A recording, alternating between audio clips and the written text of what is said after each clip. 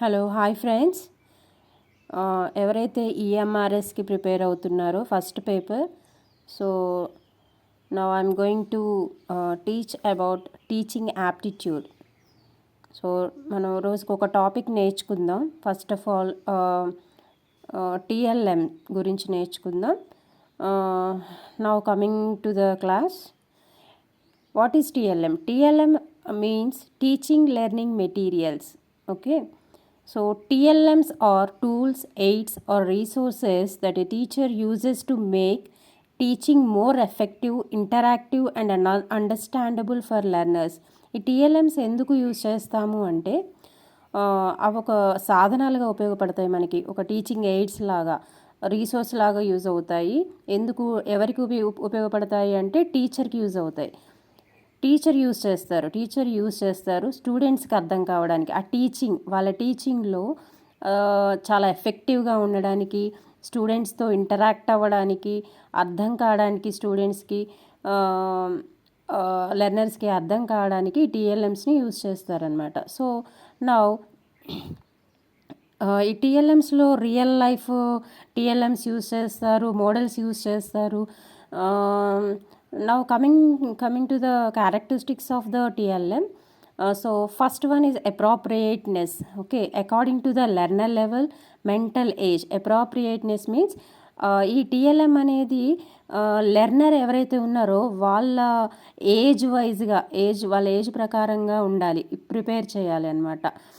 వాళ్ళ mental age ఏంటి, వాళ్ళ లెవెల్ ఏంటి, ఏ క్లాస్లో ఉన్నారు, దాన్ని ఆలోచించి మనం టీఎల్ఎం యూజ్ చేయాలి. సింప్లిసిటీ రెండవది వచ్చేసి సింప్లిసిటీ, ఈజీ టు అండర్స్టాండ్. ఆ టీఎల్ఎం అనేది చాలా హార్డ్గా ఉండకూడదు, చూడగానే వాళ్ళకి అర్థమయ్యేలాగా చాలా సింపుల్గా మనం తయారు చేయాలన్నమాట. Attractiveness, not boring.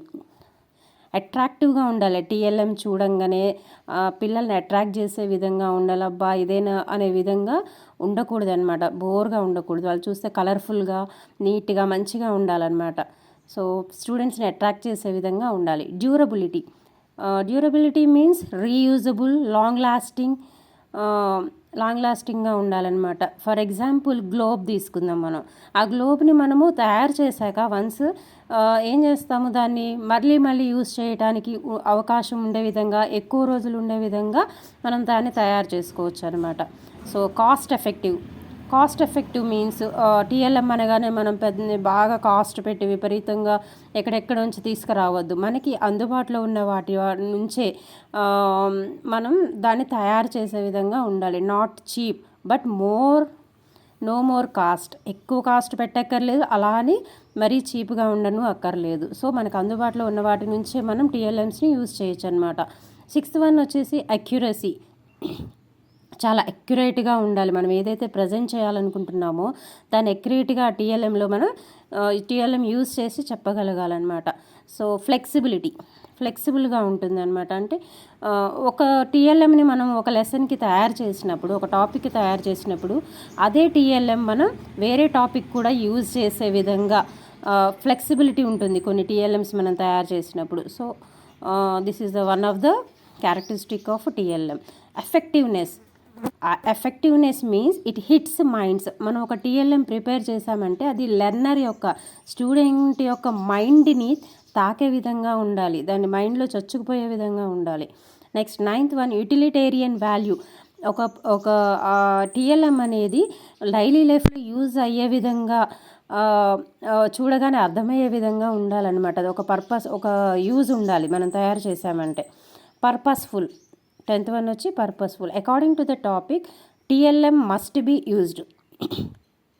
మనం ఏదైతే టాపిక్ ఎంచుకున్నామో, పిల్లలకి ఏదైతే చెప్పాలనుకున్నామో దానికి తగ్గట్టుగానే మనం టీఎల్ఎం అనేది యూజ్ చేయాలి. ఒక టాపిక్ ఒకటైతే టీఎల్ఎం వేరేది తీస్తే పిల్లలు కన్ఫ్యూజ్ అవుతారు, అర్థం కాదు.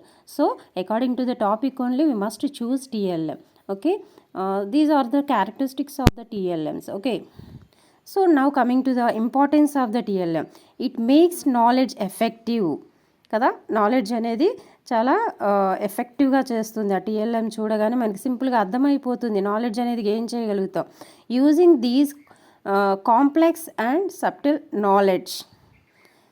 Can be explained easily. చాలా టఫ్గా ఉండేటువంటి టాపిక్స్ కానీ అసలు అర్థం కాని వాటన్నిటినీ కూడా ఈ టీఎల్ఎం ద్వారా మనం ఈజీగా ఎక్స్ప్లెయిన్ చేయొచ్చు అనమాట. By using these the process of learning education is always active. Learning అనేది ఈజీ అవుతుంది టీఎల్ఎం యూజ్ చేయటం వల్ల. మనకి టీచింగ్కి ఈజీగా ఉంటుంది, పిల్లలు అర్థం చేసుకోవడానికి కూడా ఈజీగా ఉంటుంది. సో ఎడ్యుకేషన్ అనేది అప్పుడు యాక్టివ్గా ఉంటుంది. సో నెక్స్ట్ వన్ వచ్చేసి the use of teaching aids eliminates the monotony of class room.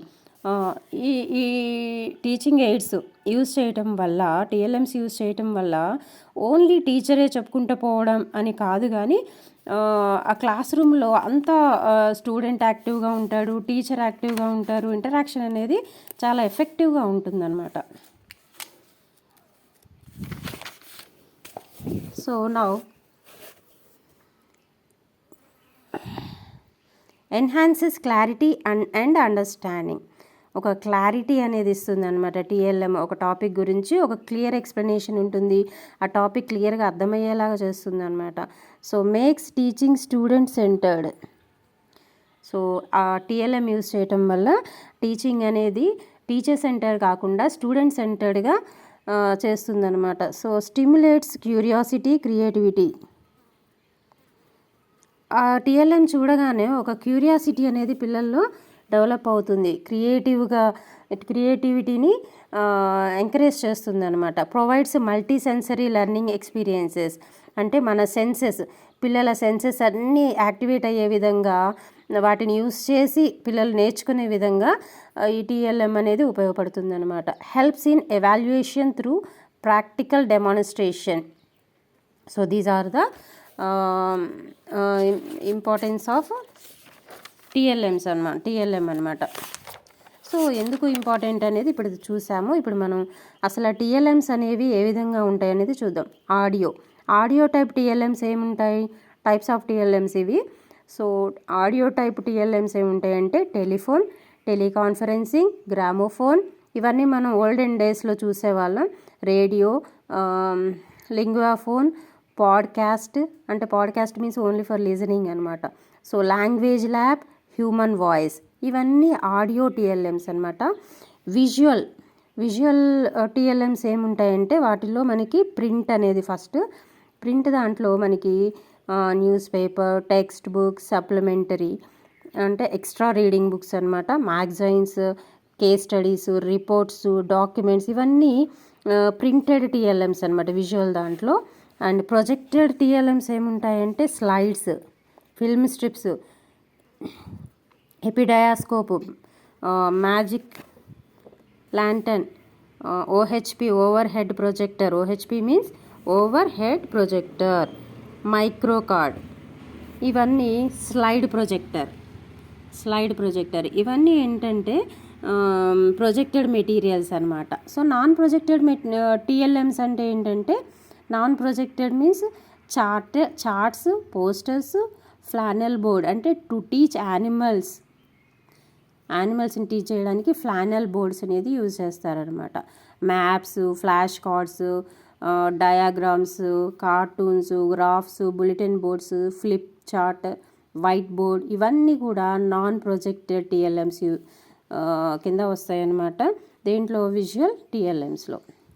Non projected 3Dలో ఏమొస్తాయంటే models అంటే ఏంటి, సోలార్ సిస్టమ్. మనకి ఎగ్జాంపుల్, మనకు సోలార్ సిస్టమ్ లెసన్ ఎక్స్ప్లెయిన్ చేసేటప్పుడు మనం ఏం చేస్తాము, సోలార్ సిస్టమ్ని తీసుకురాలేము కదా, ఒక మోడల్ తయారు చేసి దాన్ని పిల్లల ముందు ఈ లెసన్ని మనం మోడల్ పెట్టేసి దీన్ని ఎక్స్ప్లెయిన్ చేస్తామన్నమాట. నెక్స్ట్ గ్లోబు, పప్పెట్స్, స్పెసిమెన్ అంటే నమూనా, ఒక మోడల్ అనమాట. మాకప్, డయోరమా, హోలోగ్రామ్, ఇట్లాంటివన్నీ నాన్ ప్రొజెక్టెడ్ 3D అనమాట. 3D TLMs. ఆడియో విజువల్, రెండు విజువల్ అనమాట. ఏంటివంటే మనకి డైలీ లైఫ్లో ఉండేవి TV, motion picture, film, computer, video disc, cassettes, slide tape, presentation. ఇవన్నీ కూడా మనకి టైప్స్ ఆఫ్ టీఎల్ఎంస్ అనమాట. So these are the very important one. So please note these notes. Okay, so రిపీటెడ్గా మీరు చదువుతూ ఉంటే మీకు గుర్తుండిపోతుంది. So please please subscribe my channel for more videos. Please like and share these videos. Tomorrow we will see what are the questions under these topics come in exam. Okay. Thank you.